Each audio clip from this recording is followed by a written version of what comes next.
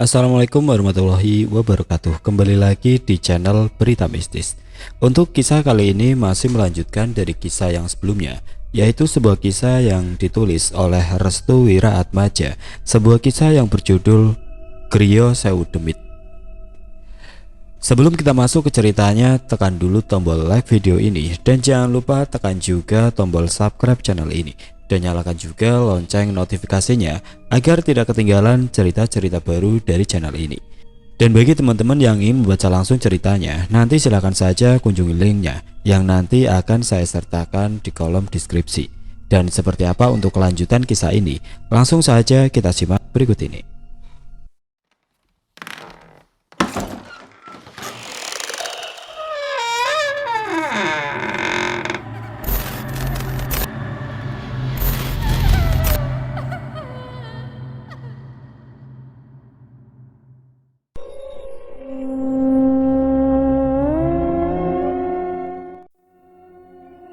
Singkat cerita, ketika tiba di malam hari, tempatku kedatangan seseorang yang katanya dia merupakan teman dari Pak Hartawan.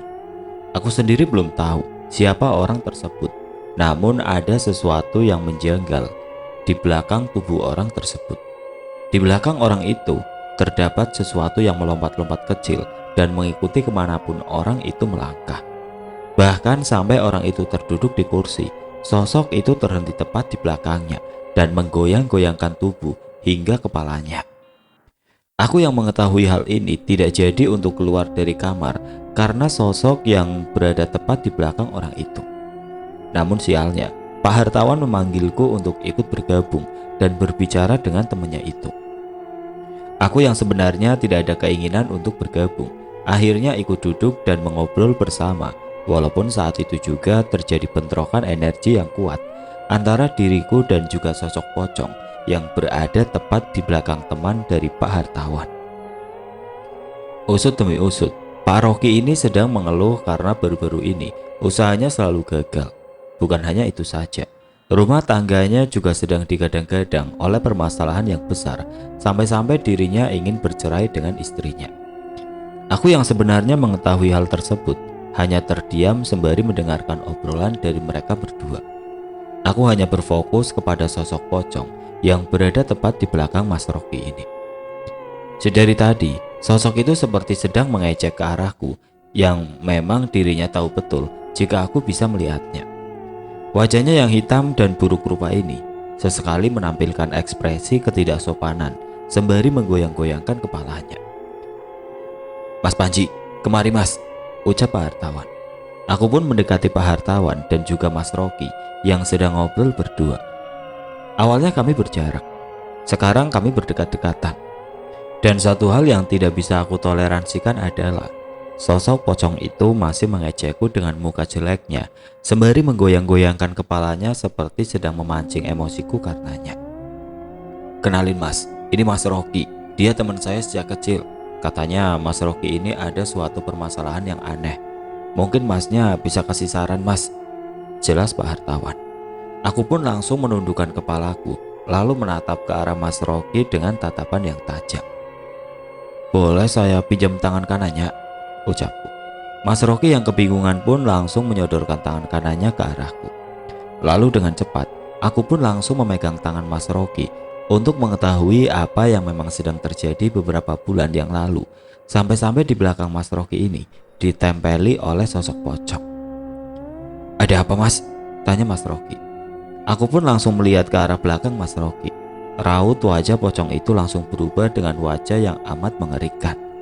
Sepertinya sosok pocong itu marah karena aku sendiri akan membongkar sesuatu yang selama beberapa bulan ini tidak diketahui oleh Mas Rocky itu sendiri. "Di belakang mas ada pocong," ucapku sembari tersenyum. Pak Hartawan dan juga Mas Rocky langsung terkejut ketika aku mengatakan hal yang di luar konteks pembahasan. Mereka berdua tidak tahu menahu terkait apa yang memang baru saja aku katakan barusan. "Pocong itu sudah ngikutin Mas Rocky selama 3 bulan terakhir, dan dia sengaja mengikuti Mas Rocky karena ada seseorang yang mengirim Mas Rocky. Kalau bisa saya katakan, Mas Rocky ini terkena santet jenis kodam, santet yang menyerang seseorang dengan kiriman sosok-sosok seperti pocong dan lain sebagainya," Pak Hartawan pun langsung menatap ke arah belakang Mas Rocky. Dia sendiri merasakan memang ada pancaran energi yang berbeda. Seketika perutku mual karena bau busuk yang dikeluarkan oleh pocong tersebut. Tubuhnya semakin membesar, auranya berubah menjadi warna hitam pekat. Sosok pocong kiriman itu sepertinya marah karena identitasnya sudah terbongkar dengan sempurna. Kejadian malam itu membuat Pak Rocky kembali mendatangi kantor. Kali ini dia sangat penasaran terkait apa yang baru saja aku katakan mengenai sosok kiriman yang berada di belakang tubuhnya. Tentunya, segala dampak dan resiko harus aku terima ketika ada salah seorang meminta bantuan kepadaku. Terlebih lagi, ini adalah masalah santet yang notabene sangat mengerikan. Secara perlahan yang lebih detail, santet yang memang menyerang Pak Rocky ini termasuk bagian santet kodam, yaitu santet yang menyerang seseorang dengan bantuan jin. Biasanya santet kodam memiliki banyak wujud, namun yang seringkali dijadikan sebagai media untuk menyerang korbannya adalah sosok-sosok yang endemik, yang sudah sering dikenali orang-orang awam pada umumnya. Salah satunya adalah sosok pocong. Sosok pocong yang berada di belakang tubuh Pak Rocky ini memiliki ukuran tinggi berkisar 2-3 meter dengan wajah yang benar-benar hitam. Lalu di bagian pipi sebelah kirinya terdapat luka dan bagian kedua bola matanya yang hampir keluar. Mulutnya tidak beraturan. Bentuk bagian atas kepalanya condong ke depan, lalu memiliki bau yang sangat busuk dan kainnya berwarna putih kecoklatan. "Mas Panji, tolong bantu saya." Kira-kira seperti itu sesuatu yang diinginkan oleh Pak Rocky kepadaku. Aku yang masih awam dan tidak mengerti apa-apa hanya bisa melempar permintaan ini kepada salah seorang anak kantor yang bernama Mas Aryo. Saat dimana Mas Aryo dimintai pertolongan oleh Pak Rocky, dengan tegas dia menanyakan beberapa hal. "Sebelumnya, Mas Rocky sendiri sudah berapa lama merasa aneh?" tanya Mas Aryo. "Sudah hampir 3 bulan, Mas. Semenjak saya bertemu dengan pedagang di pasar, dia mengatakan jika di belakang tubuh saya ada yang menempel persis seperti apa yang dikatakan oleh Mas Panji," jelas Pak Rocky. Mas Aryo menatapku dengan cepat, lalu dia memberikan tanda bahwa tepat di belakang tubuh Pak Rocky, pocong itu tiba-tiba muncul. "Mas Panji, Mas bisa lihat kan?" tanya Mas Aryo kepadaku. "Iya Mas, saya tahu." "Hati-hati Mas, ludahnya bisa bikin luka dalam. Jika Mas kena ludahnya, bagaimanapun yang kena lukanya bisa membuat bagian itu menjadi membusuk." Tepat saat dimana Mas Aryo mengatakan hal tersebut, tiba-tiba pocong itu meludah ke arahku. Untungnya aku menghindari hal tersebut, namun percikan dari ludah itu mengenai jari tanganku. Tidak lama kemudian jariku menjadi gatal-gatal. Lalu tidak berselang lama, darah keluar secara perlahan. Aku pun menunjukkan kepada Mas Aryo. "Mas, aku teledor," ucapku kepada Mas Aryo sembari menunjukkan jari telunjukku yang mengeluarkan darah. "Langsung dibersihin Mas," ucap Mas Aryo. Pak Rocky yang tidak mengetahui hal tersebut hanya bisa memandangi kami berdua. Ternyata saat dimana kami sudah merencanakan sesuatu, sosok pocong yang berada di belakang tubuh Pak Rocky ini tidak terima karena dirinya akan dikeluarkan secara paksa. Selepas aku membersihkan luka tersebut, aku pun kembali ke kamar. Di dalam kamar, Mas Aryo masih bertanya-tanya kepada Pak Rocky terkait orang-orang yang pernah bermasalah dengannya. Entah memang ada komunikasi batin sebelumnya atau memang Mas Aryo sendiri sudah memperkirakan hal tersebut. Aku yakin ada 2 kemungkinan kenapa pocong ini menempel ke tubuh Pak Rocky. Jika bisa aku jelaskan, Pak Rocky terkena santet jenis kodam, jelas Mas Aryo. "Santet kodam?" tanya Pak Rocky. "Santet kodam ini biasanya menyerang seseorang dengan kiriman-kiriman sosok seperti pocong, kuntilanak, gendruwo, wewe gombel, atau bahkan barongan," jelas Mas Aryo. "Lalu bagaimana menghilangkannya?" Mas Aryo mengambil sebatang rokok surya milikku. Lalu dia menyalakan rokok tersebut dan mengepus asapnya sembari menjawab pertanyaan yang diarahkan oleh Mas Aryo. "Kita harus tahu terlebih dahulu penyebabnya. Jika penyebabnya karena iri dan dengki atau hal lainnya, maka tidak terlalu sulit."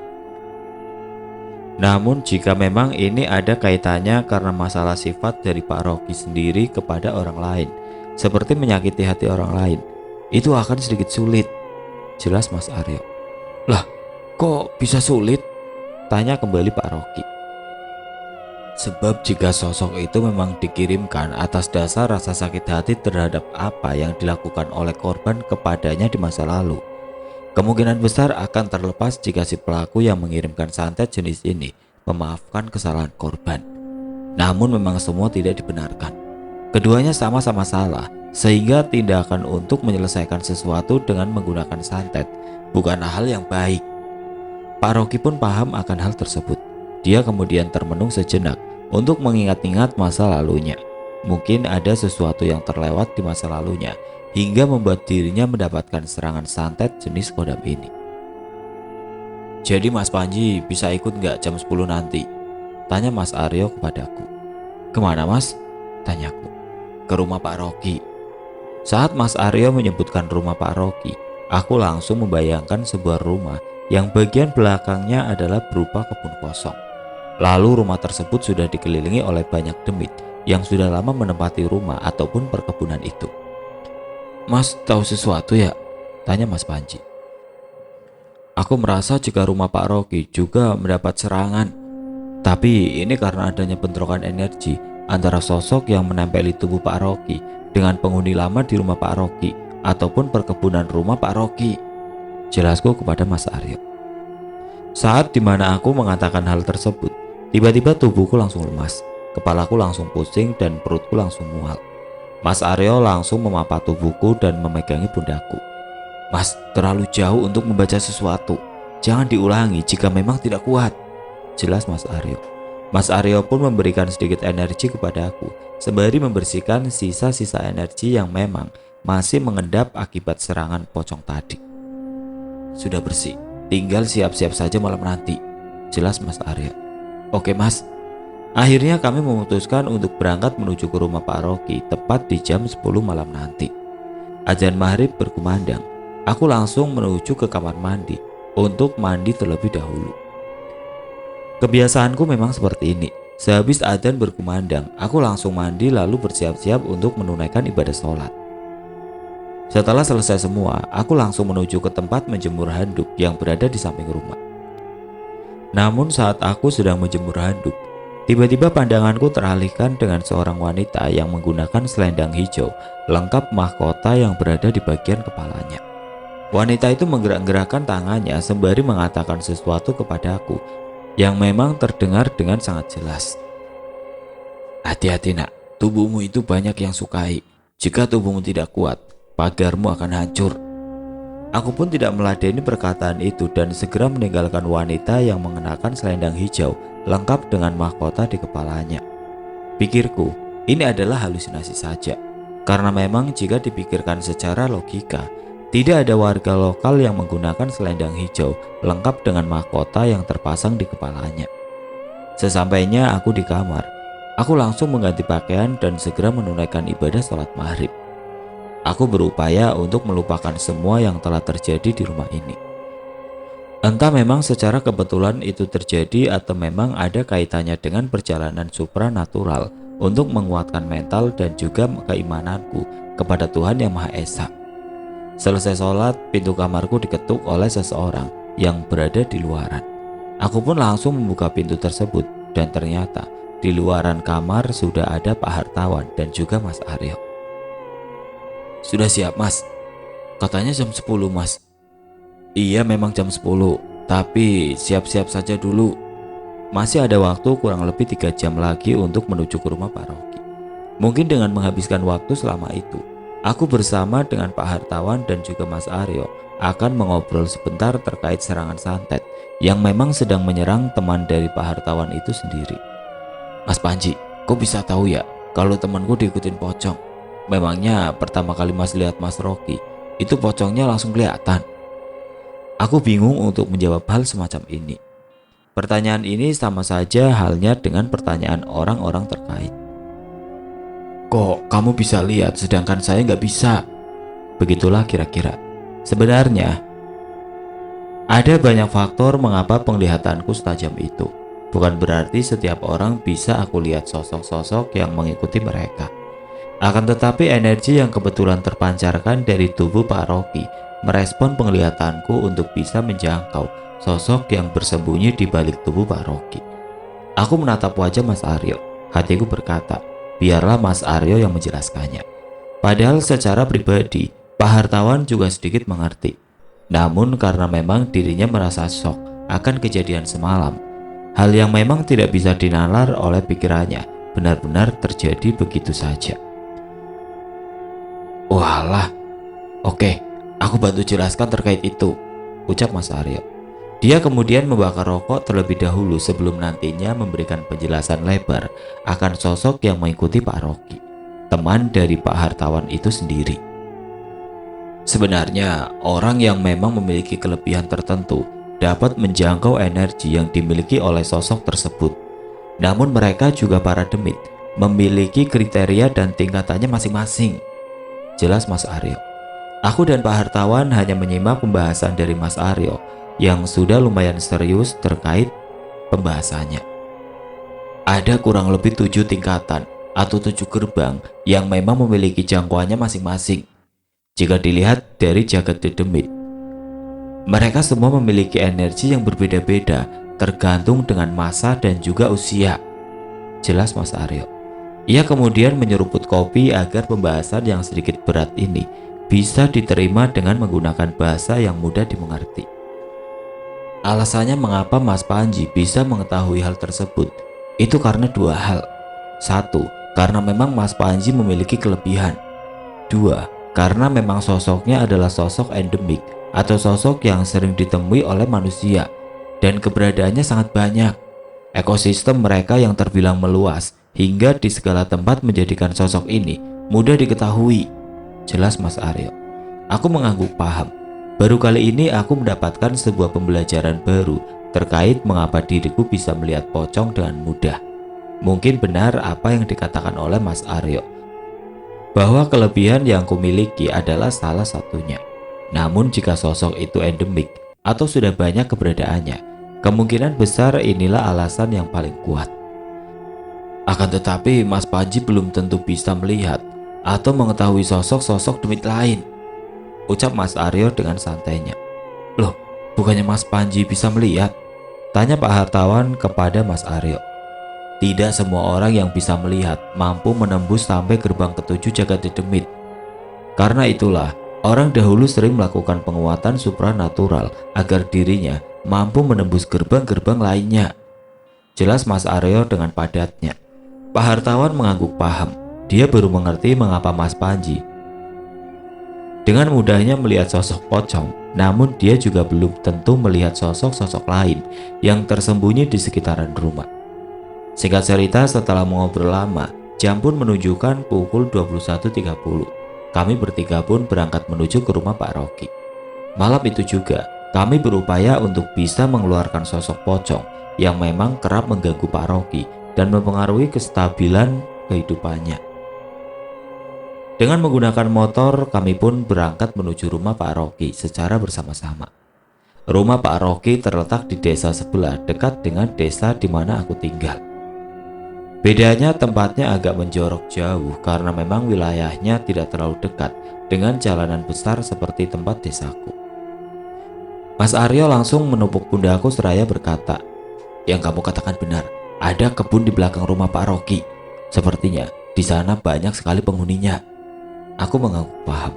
Kami bertiga berjalan menuju Pak Rocky. Langkah kakiku seperti melawan arus aliran air yang sangat deras.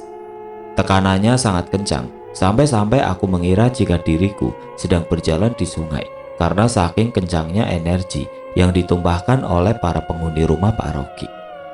Sesampainya di depan pintu rumah, Pak Rocky langsung menyambut kami dengan hangat. Pak Rocky kemudian menyiapkan hidangan dan juga kopi teruntuk kita karena memang sudah dipersiapkan terlebih dahulu. "Silakan Mas Panji, Mas Aryo, diminum dulu." Aku dan Mas Aryo mengangguk paham. Tidak lama kemudian Pak Hartawan meminta izin untuk kembali ke kantor karena memang ada keperluan mendadak. Tersisa 3 orang di rumah Pak Rocky, yaitu aku, Mas Aryo, dan juga Pak Rocky. Kami bertiga pun mengobrol sejenak untuk membahas terkait sosok-sosok yang memang sudah menunggu kehadiran kami terlebih dahulu. Saat Mas Aryo sedang menjelaskan apa yang baru dia rasakan, tiba-tiba aku merasakan pancaran energi yang sangat besar yang berada di sekitaran ruangan dapur. Kebetulan di dekat dapur itu sendiri berdekatan dengan perkebunan belakang rumah, sehingga pancaran energinya benar-benar terasa sampai membuat bulu kuduku merinding seketika. Mas Aryo yang paham akan gerak-geriku langsung tersenyum dan berkata, "Mau ngecek bagian dapur?" tanya Mas Aryo. "Boleh Mas," jawabku dengan singkat. "Pak Rocky, kami berdua boleh cek dapur?" tanya Mas Aryo kepada Pak Rocky. "Boleh Mas, silakan." Aku dan Mas Aryo pun berjalan menuju dapur.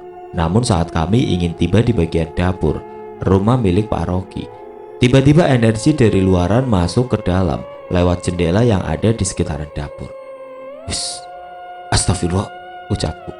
Aku tidak bisa bergerak sama sekali di saat pandanganku tertuju kepada 3 sosok besar dengan rupa yang aneh. Ketiganya memiliki badan yang besar seperti ukuran genderuwo. Lalu masing-masing dari mereka memiliki bentuk wajah yang aneh. Ada yang bermulut lebar, namun kedua matanya berada di kening. Ada juga yang tidak memiliki mata, namun hanya memiliki mulut yang sobek dan hidung yang besar. Ada juga yang kepalanya memiliki tanduk, dan di bagian hidungnya terdapat anting, seperti layaknya siluman banteng. Saat aku melihat ketiga sosok tersebut, Mas Aryo langsung memberikan aba-aba untuk mundur beberapa langkah. "Mas Panji, mereka yang berada di rumah ataupun sekitaran rumah Pak Rocky sudah menyambut kita. Kita sudah terkepung oleh sewu demit yang memang sudah menunggu kehadiran kita," ucap Mas Aryo dengan tatapan yang tajam dan serius. Saat dimana aku merasa ada sosok lain yang memang sudah berada di atas kepalaku. Dia terduduk di kayu penyangga rumah sembari menurunkan tangannya yang panjang. Namun aku sendiri tidak paham. Nenek bungkuk, berkepaya loreng. Sosok itu memperlihatkan wajahnya yang sangat mengerikan. Rambutnya terjuntai ke bawah hingga mengenai pundakku. Dengan spontan aku langsung menatap ke arah atas sembari mengatakan sesuatu kepada Mas Aryo. "Mas, ini sosok apa?" tanyaku. Mas Aryo langsung mendekatiku secara perlahan. Dia kemudian mengusap pundakku 3 kali sembari menetralkannya. "Mas Panji masih kuat?" tanya Mas Aryo. Secara bersamaan sosok yang berada di dapur mulai menampakkan lagi. Kali ini satu genderuwo terlihat jelas. Suara langkah kakinya benar-benar terasa. Auranya begitu pekat dan dahsyat. "Mas, ada yang datang lagi," ucapku. "Aku tahu Mas, Mas Panji tetap di belakang aku saja. Sosok yang di atas Mas itu jangan diladenin. Nanti aku bakar setelah mengusir sosok besar ini," jelas Mas Aryo. Mas Aryo perlahan berjalan ke arah dapur. Lambat laun langkahnya agak berat, seperti ada gelombang air yang menahan kakinya untuk melangkah. Pikir Mas Aryo, sosok ini hanya akan menatap kami berdua dari dalam rumah. Dengan kedua bola matanya yang besar, sinar merah yang dihasilkan dari tatapan genderuwo itu menyilaukan pandangan kami. Ukuran matanya yang mampu menutupi ventilasi udara, genderuwo itu menggerak-gerakkan matanya ke kanan dan kiri, ke atas dan ke bawah. Dia melihat kami semua yang berada di dalam rumah itu. Sepertinya kedatanganku dan juga Mas Aryo membuat sosok mengerikan ini terbangun dari tidur pulasnya. Sekali lagi dia kembali menampakkan kengerian yang membuat tubuhku dan juga Mas Aryo merinding seketika. Kali ini gigi-giginya yang tajam dan berbentuk runcing memanjang ke arah atas seperti tanduk kerbau sengaja diperlihatkan begitu saja. Namun tidak lama kemudian, sosok itu menghilang seketika. Entah apa yang terjadi, sepertinya memang sosok itu tidak ingin berurusan dengan Mas Aryo yang sudah dari tadi bersiap diri. "Mas," tanyaku kepada Mas Aryo, "mereka sepertinya terganggu dengan kedatangan kita." Ada 2 hal yang memungkinkan mereka muncul. Pertama karena sosok yang menempel di tubuh Pak Rocky, dan terakhir karena memang kedatangan kita. Mas Aryo pun kembali menatap Pak Rocky yang sedang terduduk. Kepalanya mulai menunduk ke bawah. Sepertinya sosok pocong yang menempel di dalam tubuh Pak Rocky sudah mulai memberikan dampak yang negatif kepada Pak Rocky. "Kita harus cepat menyelesaikan ini," ucap Mas Aryo kepadaku. Aku pun langsung mengikuti langkah Mas Aryo yang sudah berada di dekat Pak Rocky. Tangannya mulai diarahkan ke bagian leher Pak Rocky sembari membaca sesuatu. Mas, tetap di belakang saya. Soalnya, saya mau narik pocong itu keluar dari tubuh Pak Rocky, ucap Mas Aryo. Aku mengangguk paham. Ini pertama kalinya aku melihat seseorang yang ingin menarik paksa pocong dari tubuh seseorang. Umumnya kejadian semacam ini tidak bisa dilihat oleh orang-orang biasa. Namun, orang yang memungkinkan bisa melihat di saat pocong itu dikeluarkan, sudah dipastikan dia memiliki kelebihan tertentu. Tibalah saat di mana Mas Aryo menarik paksa sosok pocong yang berada di dalam tubuh Pak Rocky. Seluruh urat leher Mas Aryo keluar dengan jelas. Tangannya menggenggam sesuatu yang dipastikan adalah bagian kepala dari pocong tersebut. Lalu, aku pun mencoba untuk berkonsentrasi agar bisa melihat apa yang sedang terjadi dengan Mas Aryo dengan ekspresi yang mengerikan itu. Tiba-tiba, sesuatu mirip seperti kain berwarna putih keluar dari kepala Pak Rocky. Warnanya sangat kontras dan tidak terlalu jelas. Lalu kain tersebut memanjang membentuk seperti lengkungan tubuh seseorang yang ternyata itu adalah bentukan dari pocong. Sampai-sampai begitu pocong itu ditarik dari tubuh Pak Rocky, aku terkena sambaran energi yang keluar begitu kencang. Plak! Aku mundur beberapa langkah sembari memegangi pipiku yang ternyata sudah tergores oleh tumpahan energi yang keluar dengan sangat cepat. Mas, kenapa? Tanya Mas Aryo. Nggak apa-apa mas, lanjut saja. Mas Aryo kembali menarik pocong itu yang sulit untuk dikeluarkan. Kira-kira panjangnya hampir 2-3 meter, seperti waktu pertama kali ditemukan. Namun saat Mas Aryo sedang menarik sosok pocong yang sulit untuk dikeluarkan, tiba-tiba aku mendengar suara tanpa wujud yang berasal dari luaran rumah Pak Rocky. Nah, aku mau bicara denganmu. Hatiku langsung berdegup kencang. Entah mengapa, kakiku melangkah dengan sendirinya untuk menuju keluar rumah Pak Rocky. Mas, mau kemana? Tanya Mas Aryo. Ada yang datang mas, ucapku. Siapa? Sepertinya orang yang mengirimkan pocong ini. Dia mau bicara denganku. Mas Aryo pun menghentikan penarikan pocong tersebut. Energinya benar-benar tersedot habis ketika menarik satu makhluk yang sangat sulit untuk dikeluarkan ini. Saat aku melangkah keluar, tiba-tiba tubuhku merasakan ada energi besar yang datangnya dari atap rumah milik tetangga Pak Rocky. Lalu di atas sana sudah terduduk seseorang nenek bungkuk dengan mengenakan kebaya berwarna loreng. Matanya yang berwarna putih dengan rambut yang tidak terurus membuat seluruh tubuh merinding saat melihatnya. Kamu siapa? Tanyaku. Nenek itu kemudian turun secara perlahan. Kakinya tidak menyentuh tanah dan terbang ke arahku.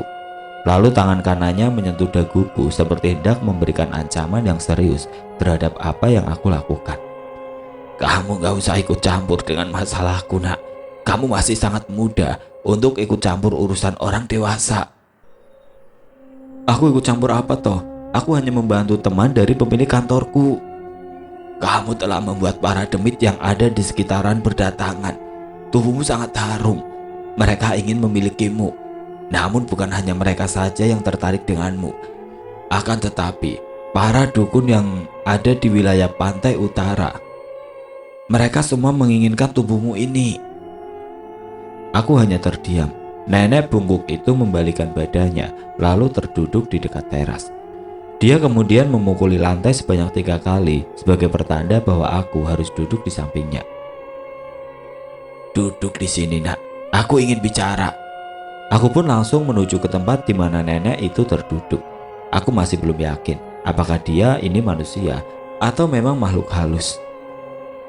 Pasalnya, ketika dia turun dari atap rumah warga, posisi kakinya tidak menyentuh tanah dan terbang ke arahku. Lalu saat dia duduk, aku melihatnya seperti manusia biasa. Apakah nenek ini adalah seorang dukun yang memang menyerang Pak Rocky dengan menempelkan sosok pocong tersebut?